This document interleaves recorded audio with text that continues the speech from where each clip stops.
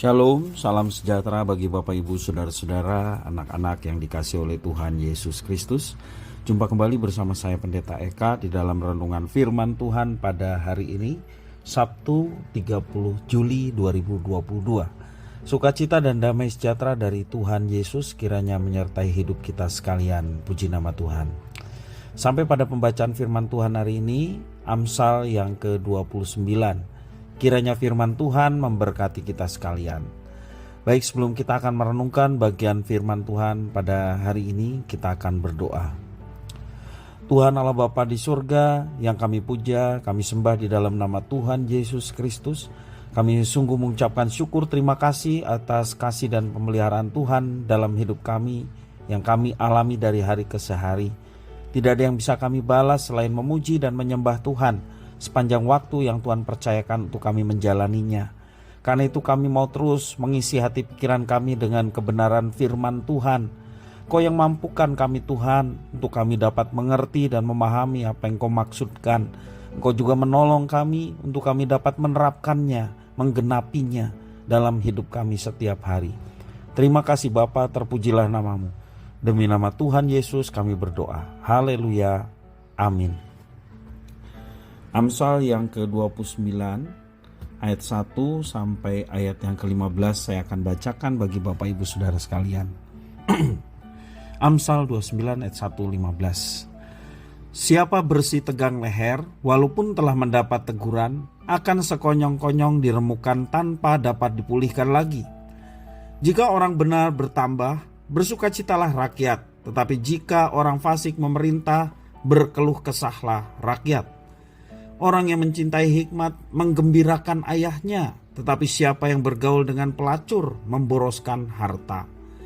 Dengan keadilan seorang raja menegakkan negerinya, tetapi orang yang memungut banyak pajak meruntuhkannya. Orang yang menjilat sesamanya membentangkan jerat di depan kakinya. Orang yang jahat terjerat oleh pelanggarannya, tetapi orang yang benar akan bersorak dan bersukacita. Orang benar mengetahui hak orang lemah, tetapi orang fasik tidak mengertinya. Pencemooh mengacaukan kota, tetapi orang bijak meredakan amarah. Jika orang bijak berperkara dengan orang bodoh ini mengamuk dan tertawa, sehingga tak ada ketenangan. Orang yang haus akan darah membenci orang saleh, tetapi orang yang jujur mencari keselamatannya. Orang bebal melampiaskan seluruh amarahnya, tetapi orang bijak akhirnya meredakannya. Kalau pemerintah memperhatikan kebohongan, semua pegawainya menjadi fasik. Si miskin dan si penindas bertemu, dan Tuhan membuat mata kedua orang itu bersinar. Raja yang menghakimi orang lemah dengan adil, tahtanya tetap kokoh untuk selama-lamanya. Tongkat dan teguran mendatangkan hikmat, tetapi anak yang dibiarkan mempermalukan ibunya. Bapak Ibu Saudara-saudara yang dikasihi oleh Tuhan, salah satu hal yang penting yang tidak disukai banyak orang adalah teguran. Teguran dari orang lain terhadap dirinya. Walaupun kita mengerti bahwa teguran itu sangat bermanfaat, namun tetap saja kebanyakan orang sulit untuk menerima teguran. Buang sampah sembarangan ditegur malah marah. Melanggar lalu lintas ditegur malah melotot. Artinya banyak orang tidak suka ditegur. Firman Tuhan pada hari ini menekankan betapa pentingnya menerima suatu teguran.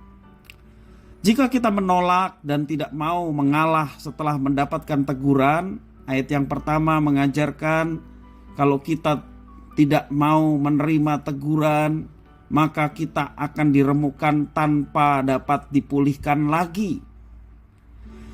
Teguran menunjukkan kasih dan kesempatan yang Allah berikan untuk memperbaiki diri. Kesempatan tersebut ada batasnya. Jika kita terus mengabaikannya, maka akhir yang mengerikan sedang menanti. Orang yang melakukan kejahatan sepertinya sering lolos dari jeratan hukuman. Namun pada akhirnya orang jahat akan terjerat oleh pelanggarannya sendiri. Firman Tuhan ayat yang ke-6 mengajarkan demikian. Sebab Tuhan Allah adalah Tuhan yang adil, yang akan memberikan hukuman setimpal, yaitu mata ganti mata, gigi ganti gigi, atau orang akan memulai apa yang jahat, dia pun akan menerima akibat dari kejahatannya. Orang yang menuai, dia pun yang akan menaburnya. Walaupun orang fasik dapat lolos dari hukum pemerintah, ia tidak akan lolos dari hukuman Allah. Dan prinsip ini juga berlaku dalam setiap kehidupan orang percaya. Ada contoh di dalam Alkitab, Yakub menipu ayahnya Ishak tentang berkat kesulungan.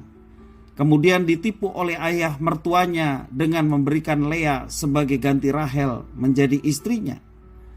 Yakub yang menipu ayahnya dengan memakai baju Esau, di kemudian hari Yakub pun ditipu oleh anak-anaknya dengan memakai jubah Yusuf.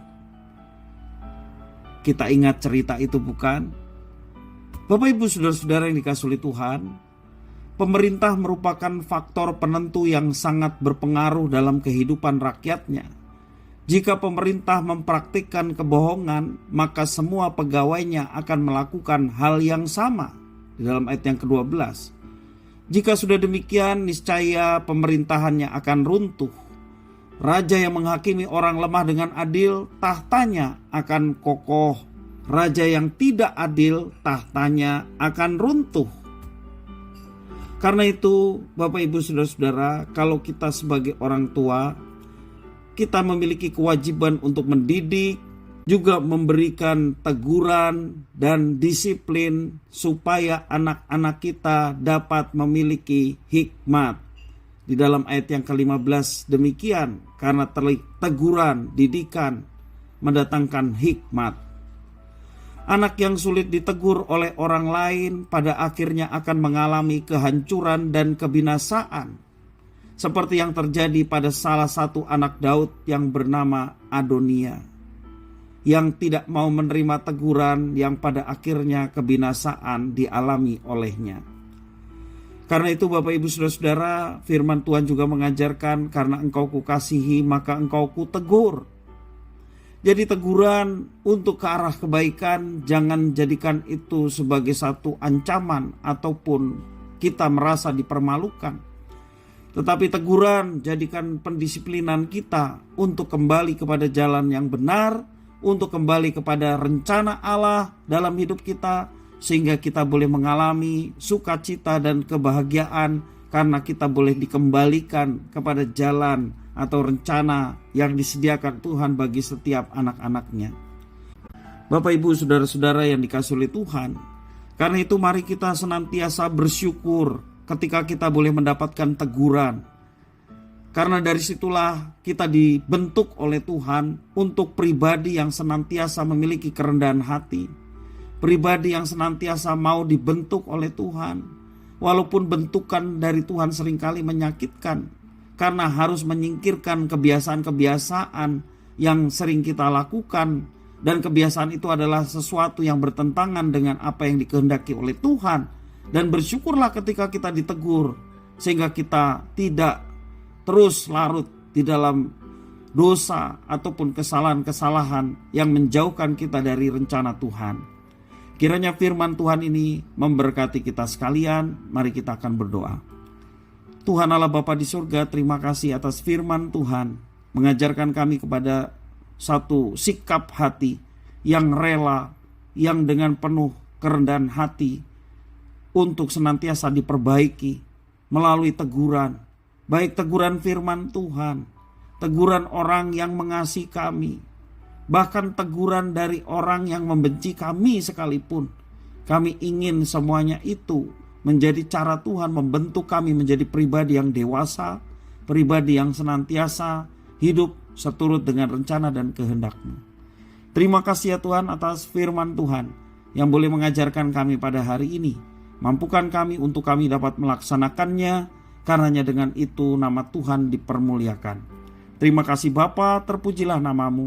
Demi nama Tuhan Yesus kami sudah berdoa dan bersyukur pada Bapa di surga. Haleluya. Amin.